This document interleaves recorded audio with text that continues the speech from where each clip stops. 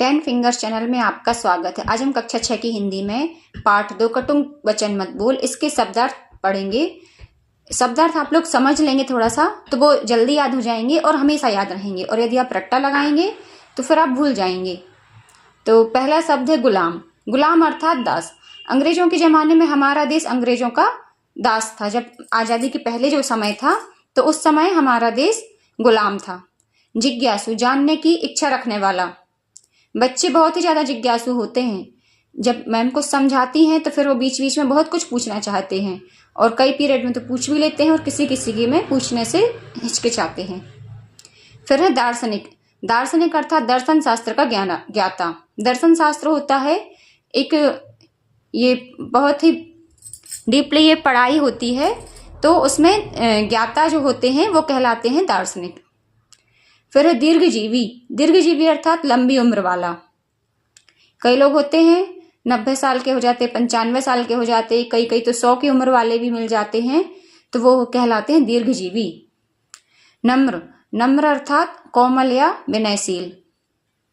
कई बच्चे आपने देखा होगा क्लास में बहुत ही अनुशासन से रहते हैं, बहुत विनम्र स्वभाव के होते हैं, नम्रता से बात करते हैं, और कई बच्चे बहुत ही कड़क एकदम कठोर शब्दों में बोलते हैं। तो नम्र अर्थात कोमल या विनयशील। उद्घाटित करना, प्रकट करना या सामने रखना। फिर है प्रेम झरना। प्रेम प्रकट होना। माताएं अक्सर प्रेम का झरना होती हैं। कहर ढाना। कहर ढाना का मीनिंग होता है किसी पर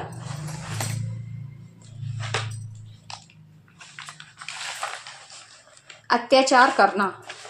अंग्रेज भारतवासियों पर बहुत ही ज़्यादा अत्याचार करते थे। कोई भी बात उनको हुई नहीं, कोई गलती हुई नहीं कि सीधे लाठियां बरसाने लगते थे, तो वो कहलाता है कहर ढाना। परिणत होना।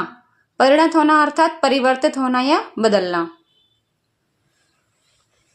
श्रवण मार्ग होई। श्रवण अर्थात होता है कान, मार्ग अर्थात रास्ता, और होई यानी होकर जाना। तो इसका सीधा सा अर्थ है कानों के रास्ते से होकर। श्रवण मार्ग होई बहुत ही आसान सा शब्दार्थ है। ये परीक्षा में आ सकता है। थोड़ा सा बड़ा है, आप लोग को पढ़ने में थोड़ा कठिन लग रहा होगा। 2-4 बार पढ़ेंगे, समझेंगे तो याद हो जाएगा। कानों के रास्ते से होकर। संचरई। संचरई अर्थात प्रवेश करती है।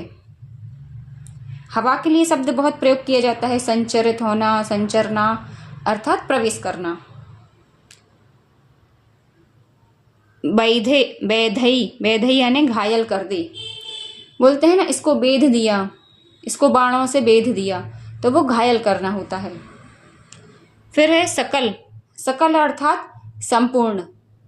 आप लोगों ने पढ़ा होगा कई बार पोस्टर में सकल समाज, सकल शर्मा समाज, सकल जैन समाज, इस तरह से होते हैं, तो उसमें होता है संपूर्ण अर्थात पूरा। फिर है जारी। जारी अर्थात जलाकर। छार। छार अर्थात राख या छार। देखिए यहाँ पर ये छत्री का है और यहाँ पर क्षत्रिय का है, और दोनों का मीनिंग एक ही है। छार राख होती है, जो कंडे वगैरह जलाते हैं उपले तो उससे राख निकलती है, वही कहलाती है छार। फिर है सख्ती से पेश आना, कठोर व्यवहार करना। यदि मैम लोग क्लास में अनुशासन नहीं रखेंगी, सख्ती से पेश नहीं आएंगी, तो बच्चे कितना उधम करेंगे क्लास में, तो वो कहलाता है कठोर व्यवहार करना।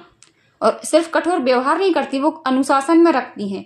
कई लोग कठोर व्यवहार भी करते हैं। अंग्रेज लोग करते थे भारतवासियों से कठोर व्यवहार। फिर है विदीर्ण करना। विदीर्ण करना अर्थात चीर देना। कमान। कमान यानी कि धनुष। धनुष बाण देखे होंगे आप लोगों ने, रियल में भी दिखते हैं, और जब टीवी पर रामायण आता है तो उसमें भी दिखते हैं। फिर है कारावास। कारावास अर्थात जेल। कृष्ण जी कहाँ पैदा हुए थे?